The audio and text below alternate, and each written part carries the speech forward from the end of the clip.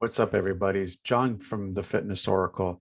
I just wanted to thank you for taking the time to take a look at the this new format of the daily shows. You may have noticed that we're utilizing video content a little bit more, which is more on the lines of where we wanted to be with everything. What I did want to ask you guys before we get started with today's show was to be able to support us in our mission to help with men's mental health as it applies to exercise and martial arts and wellness in the entire stratosphere of health and wellness. So if you know anybody who is suffering from mental health issues, that are suffering from loneliness, depression, anxiety, stuff like that, just share this with them. Please, please, please help us even more by subscribing to our channel and share and hit the little bell to be notified every time that we release a new episode, which should be on a daily basis. But it's always good to be notified when we come out with new content, right? So remember, just to reiterate, hit the subscribe button, subscribe to our channel, show us that you care. Hit the little bell to be notified when we're releasing a new episode. And again, if you know anybody who's suffering from any form of mental health issues when it comes to depression, anxiety, and stuff like that, please share it with them, as the entire mission of this show is to help others. Hope you enjoyed today's episode and stay healthy, my friends.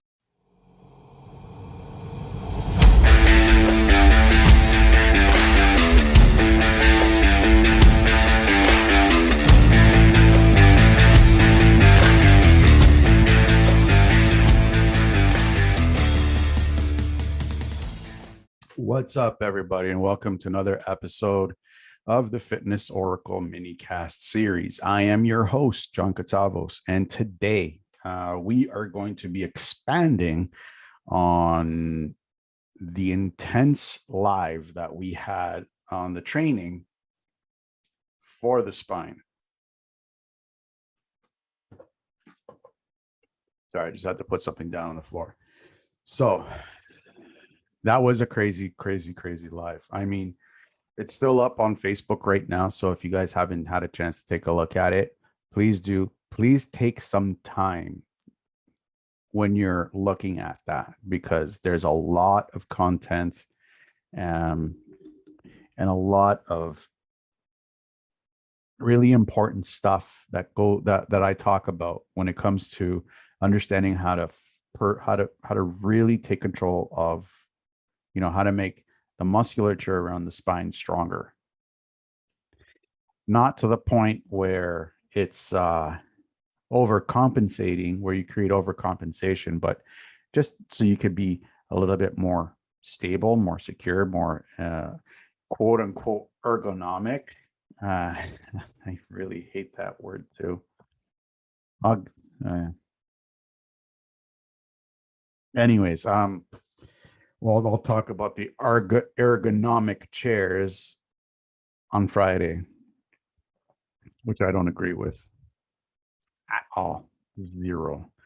But anyways, so today with this little How To Tuesday mini cast, I want to talk about so the supporting structures that are with this that go with the spine. Now, that's everything. In a word, it's everything. It's your neck muscles, it's your pecs, it's your lats, it's your legs, it's your feet, it's your hands. Everything roots directly to the spine. It will create, like I said before, and I'll keep saying it, it will create muscular imbalances, and all those muscular imbalances will lead to the central axis, which is the spine. Any medical doctor out there will agree with me. The central axis of a human being is the spine. That's where the center is. It's actually the belly button, which is directly in front of the spine. And another thing that I want to center of access, the center of mass of a human being actually shifts depending on whether if you lean forward, lean backward, tilt to the right or tilt to the left. It shifts center of access. So the center of mass of a human actually shifts. Anyways, so just quickly, one of the things that we can actually do to help improve functionality of the spine is making sure that the supporting structures around it are actually strong. Now, without getting into too much detail and boring you guys and me making this into a complete, documentary on musculature and physics and structure and skeleton and all that, I'm just going to go really quickly. Now, if you have a muscle that is not firing properly and it's a small, quote unquote, insignificant, there's no insignificance in nature. There's zero insignificant, and nature does not do anything just because. Put it there. When it comes to your muscles, even the smallest muscle in our bodies has a huge purpose. We cannot deny the importance of it not being on, not it understanding what it needs to do when it needs to do it, because then it will take slack from somewhere else. Gracilis, for example.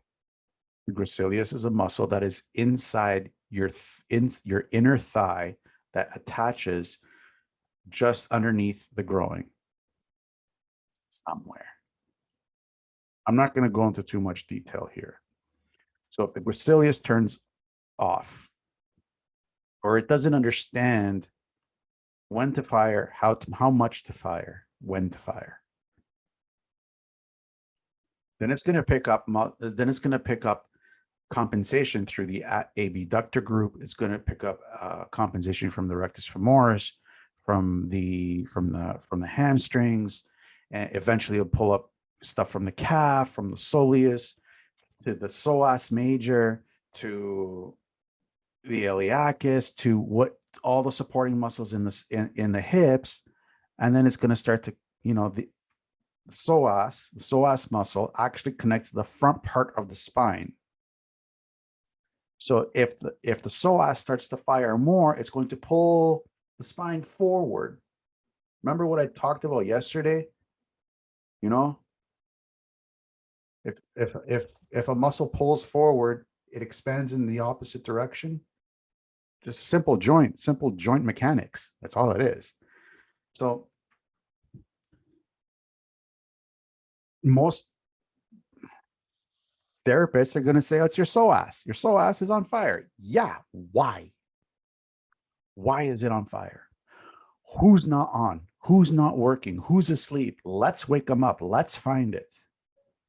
I mean, I'm not going to say that I have the perfect answer to finding out whether it's the gracilis, but I do understand that the gracilis has certain ranges of motion and has certain effects on the femur, which is your thigh bone, to your hip.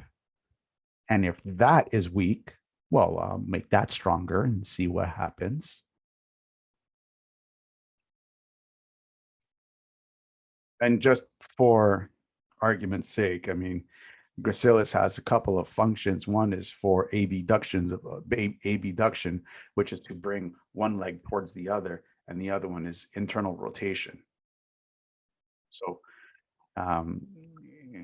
internal rotation, meaning that if this is your hip right here, does this. So it's going in and it rotates in towards. Just think about think about a kid who's in trouble and tucks his legs in. That's internal rotation. Easiest way for me to explain. I can explain more on in the live. So it's just that. if I can see, if I do a muscle test and a joint integrity test on a person and I see that's weak, well, it's not telling me that the gracilis is off. It's just telling me that that range of motion and that movement, the body doesn't understand. So in what I do is to help make that stronger. So if it is if it is abduction, abduction and internal rotation, well then okay, let's train abduction and internal rotation. How do you do that?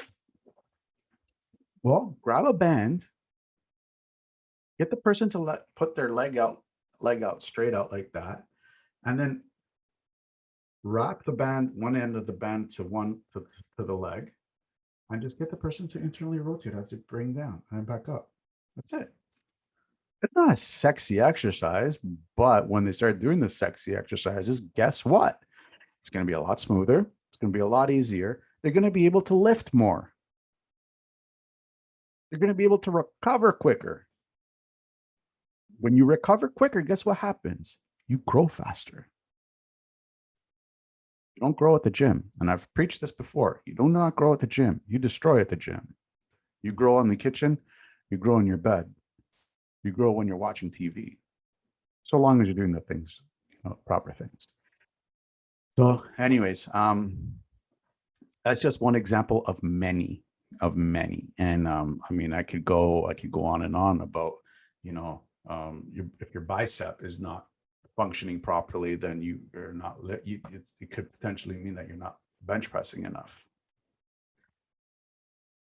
Or if your forearm is weak, if you have a weak forearm, or if you have stuff that are going on in your fingers, it can limit the amount that you can squat. Now I'm just really about to blow your mind, so I'm not going to continue on that.